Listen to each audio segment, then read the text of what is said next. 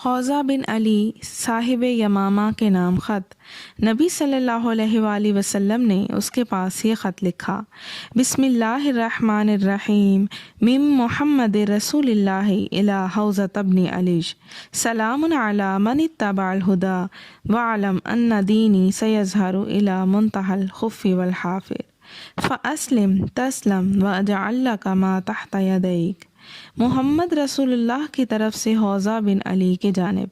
اس شخص پر سلام جو ہدایت کی پیروی کرے۔ تمہیں معلوم ہونا چاہیے کہ میرا دین اونٹوں اور گھوڑوں کی رسائی کی آخری حد تک غالب آ کر رہے گا، لہٰذا اسلام لاؤ، سالم رہو گے، اور تمہارے ماتحت جو کچھ ہے اسے تمہارے لیے برقرار رکھوں گا۔ یہ خط آپ نے سلیط بن عمرو عامری رضی اللہ تعالیٰ عنہ کے ہاتھ بھیجا۔